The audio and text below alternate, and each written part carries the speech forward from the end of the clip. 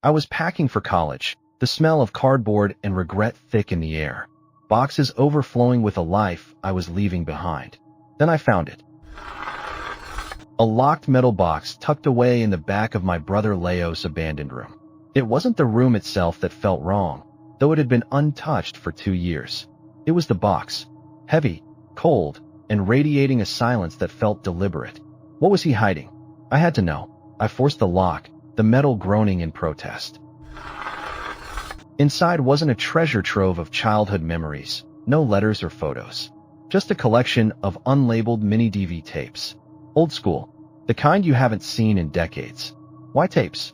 Leo had a phone, a camera, everything digital. Why go to the trouble of archiving his life on these obsolete relics? It felt intentional, like he didn't want anyone to find them easily. A flash of a memory. Leo, laughing, building a ridiculous fort in the living room. Sunlight streaming through the window, dust motes dancing in the air. He was so full of life then. It felt like a lifetime ago. A cruel contrast to the cold metal box in my hands and the hollow ache in my chest. He's gone, and all I have left are these mysteries. I spent hours searching the attic, a dusty graveyard of forgotten things. Finally, tucked away in a cobweb-laden corner, I found it. An old MiniDV player.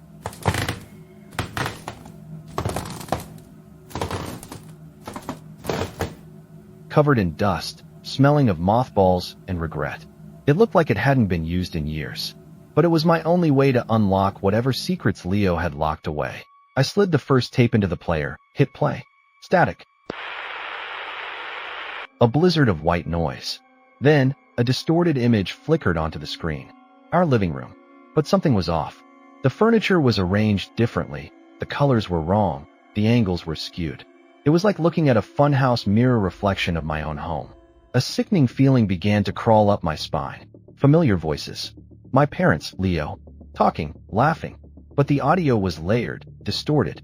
Beneath their normal conversation, a faint, echoing undercurrent pulsed, like a heartbeat from another world.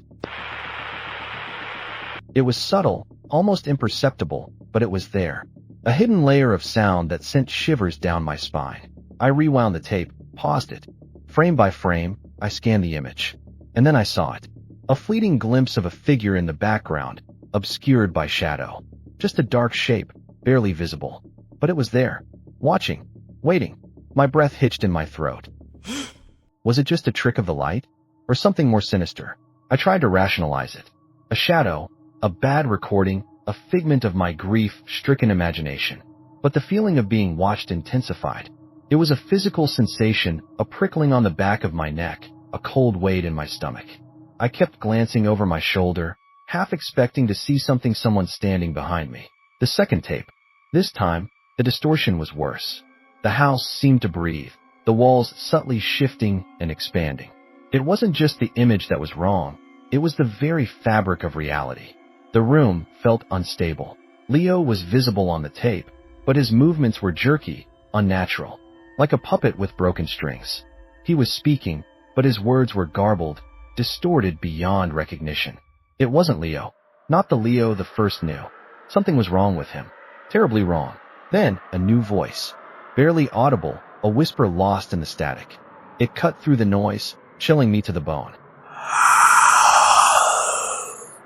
He knows. The voice was raspy and human. It felt like it was speaking directly to me, even across the years. A wave of icy dread washed over me. I stopped the tape, my heart pounding against my ribs. I tried to convince myself it was a prank, a bad edit, anything to explain away the horror I had just witnessed. But deep down, I knew it wasn't. Something terrible had happened to Leo. And whatever it wasn't over. A repressed memory surfaced. Leo, always secretive, spending hours alone in his room. Head brush off my questions, claiming he was just working on a project. Now, I wondered what that project really was. What was he hiding from me? From all of us? The third tape. The image was almost completely corrupted. Just flashes of color, distorted shapes, and swirling static. It was barely watchable. A chaotic mess of visual noise. It felt like staring into the abyss. Then, a single, clear frame. Leo staring directly at the camera, his eyes wide with terror. His face was contorted in a silent scream. It was a fleeting image, lasting only a fraction of a second. But it was enough. It was burned into my memory. The voice returned, louder this time, and chillingly clear. They're always watching. The words echoed in my ears, a terrifying pronouncement. They weren't just watching Leo. They were watching me. And they knew I was watching the tapes. I frantically searched Leo's room, tearing through drawers and boxes. I had to find something, anything, that could explain what was happening. Finally, hidden beneath a loose floorboard, I found it.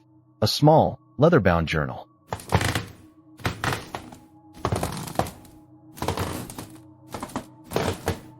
The journal entries were fragmented, paranoid ramblings, scribbled in a frantic hand, filled with references to them and the static.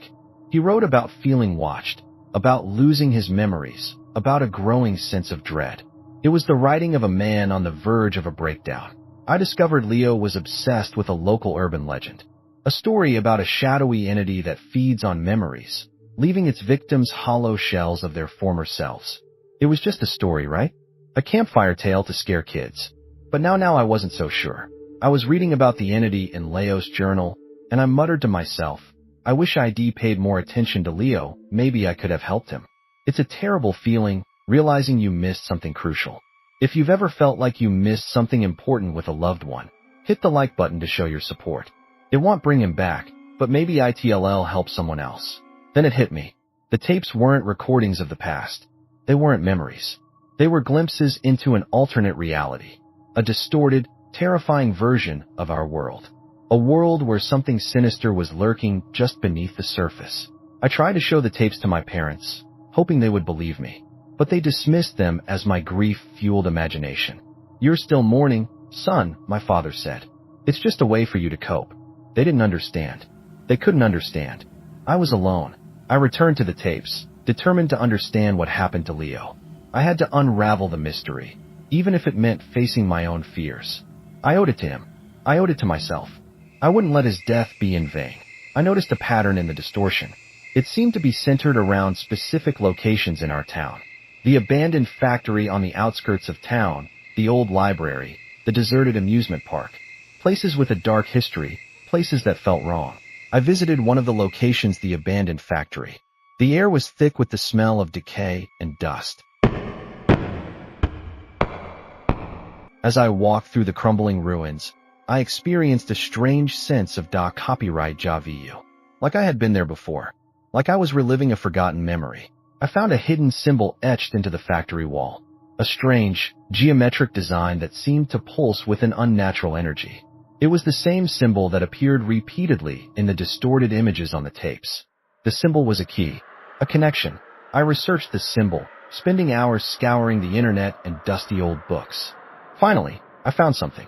The symbol was associated with a cult that practiced memory manipulation. A cult that believed they could unlock the secrets of the universe by altering the human mind. I realized they weren't just watching me. They weren't just trying to scare me. They were trying to erase my memories of Leo. To strip away everything that made him special, everything that made him him. And if they succeeded, he would be gone forever. I started documenting everything, writing down my memories of Leo, no matter how small or insignificant. I filled notebooks with stories, anecdotes, and inside jokes. I was fighting back, preserving his memory, refusing to let them win. I revisited the tapes, focusing on the moments before the voice appeared. I slowed down the playback, frame by frame. And then I noticed it. A subtle flicker in the background. A momentary distortion that I had missed before. The flicker revealed a hidden face. A distorted, inhuman visage. A grotesque mask of shadows and teeth. It was only visible for a fraction of a second, but it was enough. It was the face of pure evil.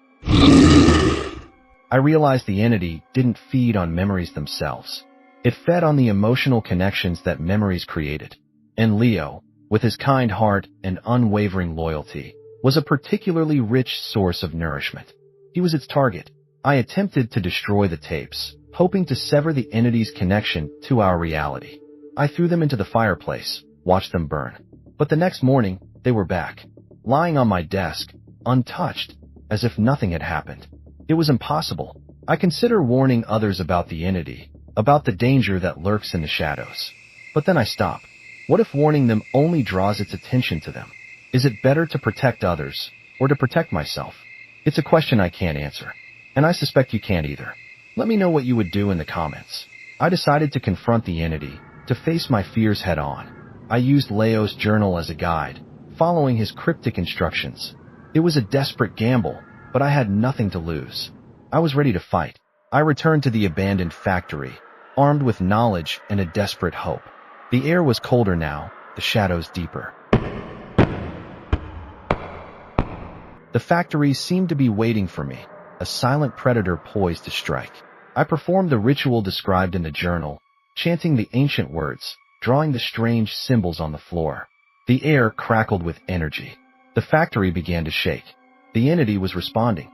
The entity manifested. A terrifying presence that overwhelmed my senses. A swirling vortex of darkness and despair. It spoke in 1,000 voices, whispering my deepest fears. I fought to hold on to my memories of Leo, to remember his smile, his laugh, his love. I succeeded in disrupting the entity's connection, severing its link to our reality. But it came at a cost. As the entity retreated, a wave of energy washed over me, erasing fragments of my memories. I lost pieces of Leo, moments I would never get back. I'm left with fragmented memories of Leo, a bittersweet ache in my heart. But I'm alive. I've uploaded the remaining tapes online, hoping someone else can make sense of them, can understand what happened. What do you think happened to Leo? Share your theories in the comments. And if you enjoyed this story, subscribe for more dark mysteries. But be warned, some secrets are better left buried. Was it worth saving myself if it meant losing pieces of him? Let's see how many of you can handle that question.